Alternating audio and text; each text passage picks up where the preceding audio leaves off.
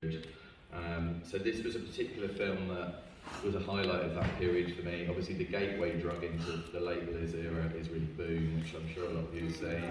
But this is the sort of hardcore, the driver's seat is the hardcore late Liz, kind of holy grail for me particularly.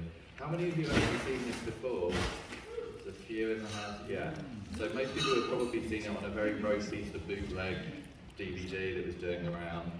Real sort of affront to the beautiful cinematography of Vittorio Storaro. So it's so exciting that we can actually bring it back to be seen how it was really meant to be seen. It's beautiful, the restoration, and a massive thank you to our friends at Severin Films in the States who got this restoration done in 4K at Cineteca di Bologna.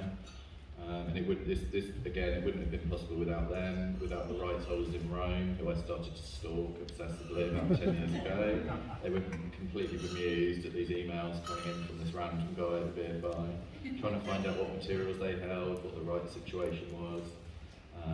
So it's been a massive team effort, colleagues across the BFI and well beyond, including Severin as well. So big thank you to everyone that's made this happen. It's not been just me that's kind of done this. I'm going to give you just a little bit of whistle-stop background to the film and where it sort of fits in Taylor's career. I'm not going to talk for too long, and then we will do our raffle. And you can take Liz home with you. As I say, at this point in her career, she made this in 1973, and it's actually almost exactly 50 years since they started filming this in Rome. So we're at the half-century point here. And just to discover that this was never released in the UK at all in any form, any format. So this really is the first official release in the UK. So it just seemed absolutely crazy to me that an Elizabeth Taylor film, simply put, had never been released here, and also one as interesting as this. Because even watching on a sort of ropey old Blu-ray, or a ropey old DVD, or on YouTube, I think you just see how interesting the film is. And you could see the potential in it. You know, an Andy Warhol cameo, cinematography by the guy that did Apocalypse Now, The Conformers, which is probably one of the most beautiful films ever made. And Elizabeth Taylor in a completely committed, ego-free performance, you know, absolutely incredible. She gets a lot of stick for sort of taking on the glamorous roles and going for those. We actually showed Ash Wednesday in our recent Film on Film festival at by Southbank, which is where she de-ages basically, if you haven't seen it. So she liked her sort of glamorous roles. I actually think that performance is very moving as well. But she got a lot of stick for the roles she took on in this period. I think undeservedly, although I am a bit biased. So she liked a bit of glamour, but for her to have taken on something like this, it was her first film with no US backing whatsoever. It was a step into the unknown for her. There's lots of reasons why she may or may not have taken the role. She possibly wanted to be near Richard Burton, who was filming in Rome at the same time. A lot of jealousy around his relationship with Sophia Loren, his co-star. So there's an argument that she was doing it just to sort of keep tabs on dear old Richard. But we may never know. But also their lifestyle at this point, the whole Taylor Burton circus, the wheels were really coming off around in the early 70s. The marriage was failing, the money was constantly running out, so they were having to keep taking on as many roles as they could really to keep the money coming in. So they were sort of travelling around the world. So the marriage, by the point she started filming this, had effectively broken down. And there were a lot of arguments that actually it was sort of autobiographical, this film, because she's playing this unhinged woman, and that this was sort of art imitating life, and I actually think it's nonsense. If you've read the novella, and if you haven't, I would urge you to, by Muriel Stark. 100 pages, perfection, such a good read, and I think once you've seen the film, it'd be really interesting to read it and compare, because this is actually an incredibly faithful adaptation. Not that literary adaptation should have to be slavishly faithful, but I think in this case, it's really incredibly true to Sparks' vision, but it also injects a dose of the Italian giallo, such a subgenre of horror cinema into it as well, with the look and the feel of the film. So it's an incredible sort of mashup of that Italian genre cinema meets actually very faithful sort of literary adaptation.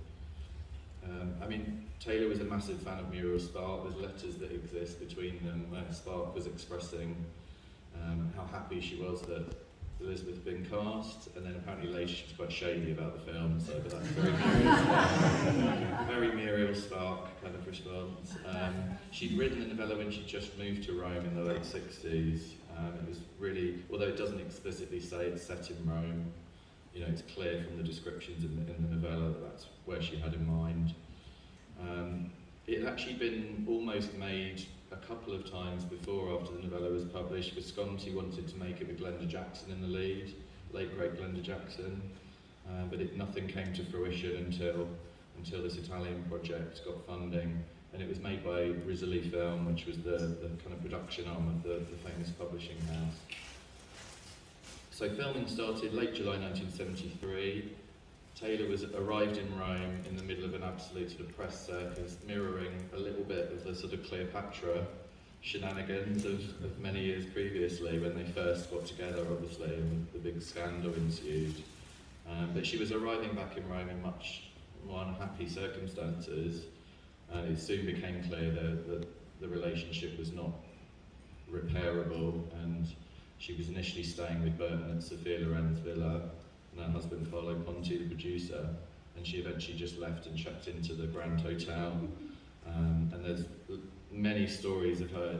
She was basically having meltdowns at intervals throughout the making of this film. She was extremely unhappy, very distressed at what was happening, and that sort of led to this slight myth that actually the film was autobiographical in some way, and that she was just sort of playing herself almost on screen. And historians like Donald Spoto, most famous for a biography of Hitchcock, quite a salacious biography of Hitchcock, he actually said, I think I've got a quote here, he said, "The film makes perfect sense when seen just as it was made, as a veiled piece of autobiography, for it was concocted as filming proceeded, with the star improvising her way through a kind of confessional memoir she virtually wrote and directed," which is just absolute rot. I mean, it does a disservice to the film and the incredible performances in the film, the very sensitive adaptation of the source material, and the sort of talent involved in the film, to sort of say that just because she was having a very difficult personal life, she was, you know, writing and directing it herself.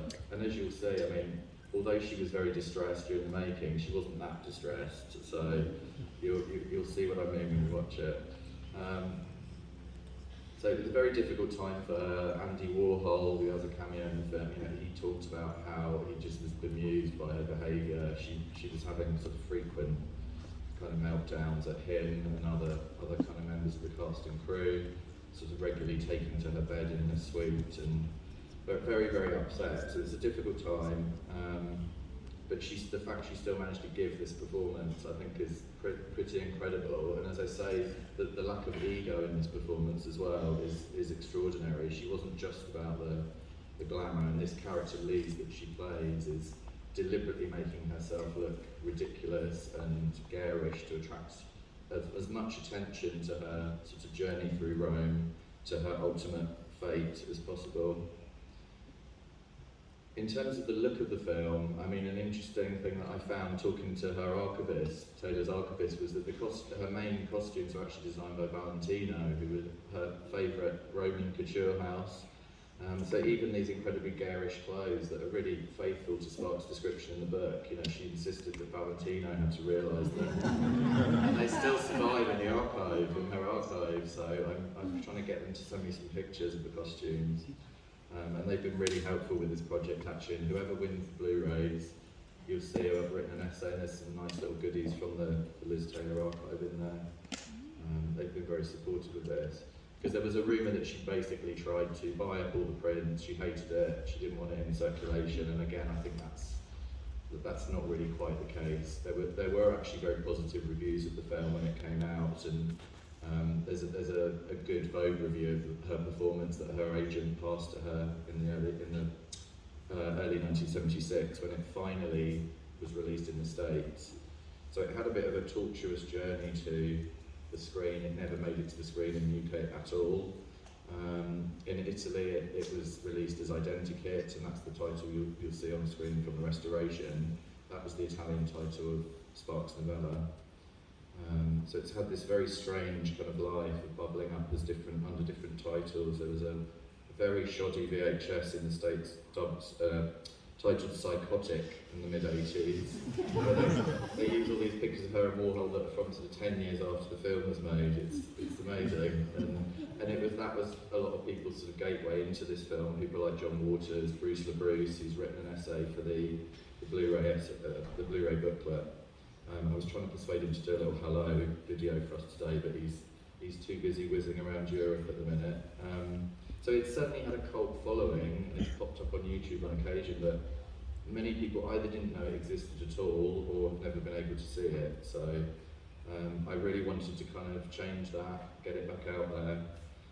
So I feel like I've been on a late Liz Taylor kind of marathon with this and Ash Wednesday of late. So after this, I'm going to just stop talking about Liz Taylor for at least a couple of weeks. But I hope that, you know, with getting this out there, we've made a small contribution to sort of filling in a missing piece of her career, and I hope we can sort of reappraise this amazing performance and see it for what it is: incredibly brave, incredibly committed, and completely deranged. So I hope you're going to enjoy it. I think the use of Roman locations is really interesting, not all the obvious kind of tourist, you know, the bits of Rome that we're used to seeing, the kind of woozy filming and style of Storaro and cinematography is kind of beautiful, actually. So yeah, it's a strange one. It's not everyone's cup of tea. That's why we're going to give out the Blu-rays first. Whether you like it or not. We're not going to have a Q&A or discussion after, but I'd love to know what you think, so do hang around after. If I see you running for the exits, that's totally fine.